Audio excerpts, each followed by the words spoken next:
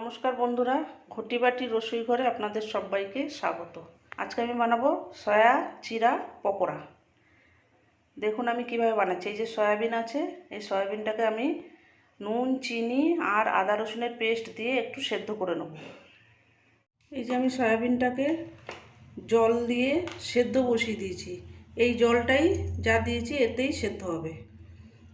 দেব একটু আদার পেস্ট আর একটু রসুনের পেস্ট, আর দেবো নুন আর চিনি, একেবারে যাতে ওর ভেতরে ঢুকে যায়, জুসি ভাব হয় ভালো।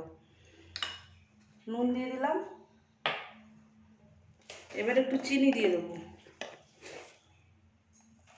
অল্প একটু চিনি দিয়ে দিলাম।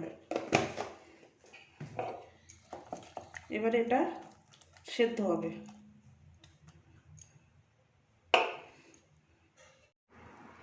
এই যে বন্ধুরা দেখুন, সয়াবিনটাকে এমনভাবে সেদ্ধ করতে হবে যেন আদা রসুনের পেস্ট, নুন, চিনি, জলটাকে এমনভাবে দিতে হবে এর ভেতরে যেন সোপ করে নেয়, আলাদা করে আর মানে জলটাকে নিংড়ে না নিতে হয়। এর ভেতরে জুসি ভাবটা আছে সয়াবিনের ভেতরে। এবার এটাকে আমি নামিয়ে ফেলছি। এবার দিতে হবে 2 চামচ চালের গুঁড়ো, 2 চামচ চালের গুঁড়ো দিলাম। 2 চামচ কর্নফ্লাওয়ার দেবো, দেব কাঁচা লঙ্কা কুচি, পেঁয়াজ কুচি, রসুন কুচি আর টমেটো কুচি। দিয়ে দেবো সামান্য একটু রসুন, যেহেতু আমি আদা রসুনটা দিয়ে সয়াবিনটা সেদ্ধ করেছি, অল্প একটুখানি দিচ্ছি। আর একটুখানি আদা গুঁড়ো, একটু ঝাল লঙ্কার গুঁড়ো, একটু জিরে গুঁড়ো, একটু ধনে গুঁড়ো, অল্প অল্প সামান্য। এবার দিয়ে দেবো সয়াবিনগুলো, দেবো একটু ধনে পাতা কুচি। এবার দিয়ে দেবো চিড়ে, শুকনো চিড়েটাকে দিয়ে দিলাম। আমি 1 মুঠো দিয়েছি, প্রয়োজন পড়লে আবার একটু দেবো। আর দেবো এই যে ফেটানো ডিম, এটাকে দিয়ে এবার ভালো করে মাখিয়ে নেব। এবার এটাকে আমি ভালো করে মাখাবো।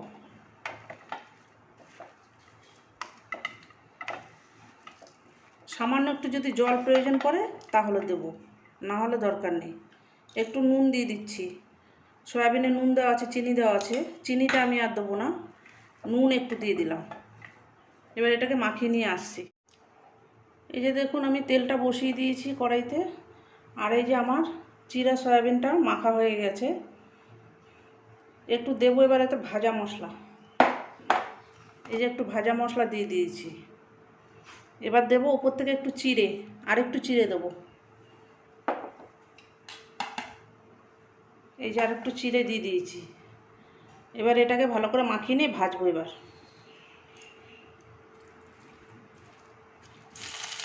এই যে এইভাবে করে দেবো।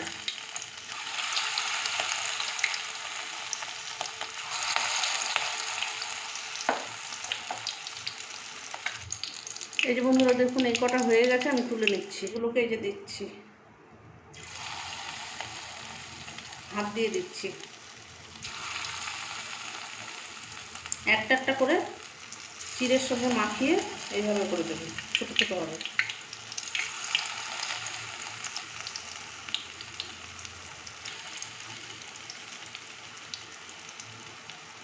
এর সঙ্গে চায়ের হিসেবে জমে যাবে। দেখুন একটাও ছাড়বে না, কি সুন্দর।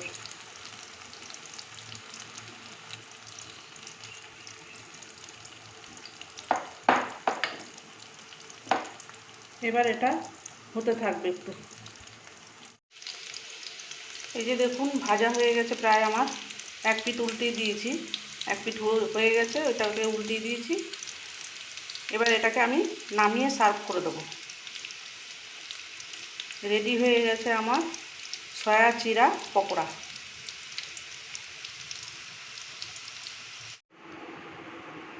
এই যে আমার রেডি হয়ে গেছে সয়া চিরা পকোড়া।